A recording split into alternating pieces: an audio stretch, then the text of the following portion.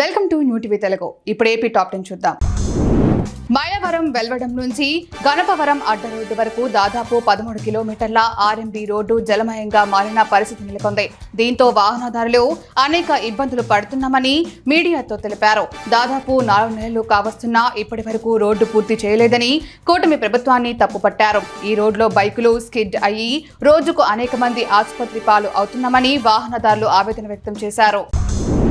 విశాఖ ముసురు పట్టింది. పొద్దు పోయే వరకు వర్షం కురిసింది. విశాఖ వ్యాలీ స్కూల్ వద్ద 37.75 మిల్లీమీటర్లు, ఎండాడలో 36.25, సీతమ్మదారలో 36.25, పెందుర్తిలో 34.25, ముడసలోవలో 31 మిల్లీమీటర్ల వర్షపాతం నమోదైంది. ఈ సీజన్లో మొదటిసారి రోజంతా ముసురు పట్టి వర్షం కురిసింది. గురువారం కూడా నగరంలో ఎక్కువ చోట్ల వర్షాలు కురుస్తాయని వాతావరణ శాఖ వెల్లడించింది. రాజమహేంద్రవరం పుష్కర ఘాట్ వద్ద అఖండ గోదావరి ప్రాజెక్టుకు కేంద్ర జలశక్తి మంత్రి గజేంద్ర సింగ్ షెకావత్, ఉప ముఖ్యమంత్రి పవన్ కళ్యాణ్ శంకుస్థాపన చేశారు. 94.44 కోట్ల రూపాయల వ్యయంతో చేపట్టిన ఈ ప్రాజెక్టు ద్వారా చారిత్రక రాజమహేంద్రవరం నగరానికి పర్యాటక పరంగా కొత్త ఒరవడి తీసుకురానుంది. అంతర్జాతీయ స్థాయిలో ఆకర్షణీయంగా ఉండేలా నగరం పరిసర ప్రాంతాలను అభివృద్ధి చేయడానికి ప్రభుత్వం ఈ ప్రాజెక్టును ప్రారంభించింది. రాష్ట్ర పశుసంవర్ధక శాఖ ఆధ్వర్యంలో గొర్రెలకు, మేకలకు నట్టల నివారణ కార్యక్రమాన్ని చేపట్టిందని, దీనిని సద్వినియోగం చేసుకోవాలని ఎమ్మెల్యే బగ్గు రమణమూర్తి తెలిపారు. పోలాకి మండలం మబరం గ్రామంలో ఈ కార్యక్రమాన్ని ఆయన ప్రారంభించారు. ఆయన మాట్లాడుతూ వర్షాలు కురుస్తున్న వేళ వివిధ వ్యాధులు సంక్రమించే అవకాశాలు ఉన్నాయని, వాటిని నివారించేందుకే ఈ కార్యక్రమం కొనసాగుతుందన్నారు. రాజమండ్రిలోని అఖండ గోదావరి ప్రాజెక్టు శంకుస్థాపనలో పాల్గొన్న ఉప ముఖ్యమంత్రి పవన్ కళ్యాణ్ 2035 నాటికి 30 లక్షల పర్యాటకులను ఆకర్షించేలా అఖండ గోదావరి ప్రాజెక్టు రూపుదిద్దుకుంటుందని చెప్పారు. నదీ తీర ప్రాంతాలను సాంస్కృతికంగా అభివృద్ధి చేస్తున్నారన్నారు. రాజమండ్రి, గండికోట, శ్రీశైలం, అన్నవరం ప్రాంతాలను టూరిజం ద్వారా 4 ఏళ్లలో అభివృద్ధి చేస్తామని, టూరిజమే అభివృద్ధికి దారి చూపుతుందని తెలిపారు.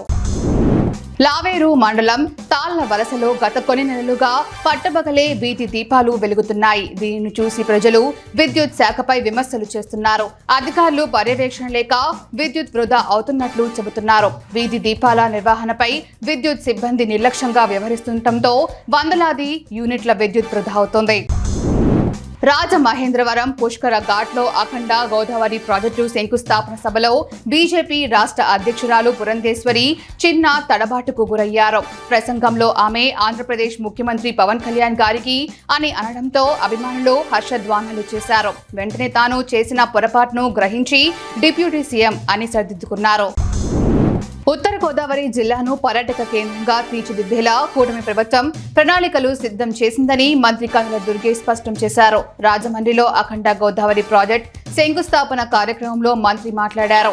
హేవ్ లాక్ బ్రిడ్జిని సుందరమైన పర్యాటక కేంద్రంగా తయారు చేస్తున్నామన్నారు. అలాగే బ్రిడ్జిలంక, కడియం నర్సరీలను, నిడవరోలు కోట, సత్తెమ్మ తల్లి టెంపుల్ను అభివృద్ధి చేస్తున్నామన్నారు.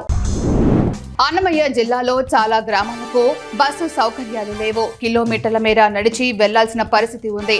ఇదే తరహాలో రామసముద్రం మండలం గజిగానిపల్లి వాసులు తమ గ్రామానికి బస్సు సౌకర్యం కల్పించాలని కోరారు. 40 మంది మా పిల్లలు రామసముద్రంలోని పాఠశాలలకు 6 కిలోమీటర్లు నడిచి వెళ్తున్నారన్నారు. ఎమ్మెల్యే స్పందించి వెంటనే బస్సు సౌకర్యం కల్పించాలని తల్లిదండ్రులు కోరారు.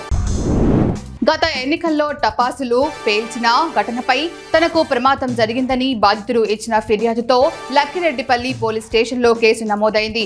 ఈ కేసు నేపథ్యంలో ఎలాంటి నోటీసులు ఇవ్వకుండా లక్కిరెడ్డిపల్లి మండల ఎంపీపీ సుదర్శన్ రెడ్డిని పోలీసులు అరెస్ట్ చేశారు. ఈ అరెస్టుపై వైసీపీ శ్రేణులు ఆగ్రహం వ్యక్తం చేశారు. ఎప్పటికీ ఒకే ప్రభుత్వం ఉండదని వారు హెచ్చరించారు.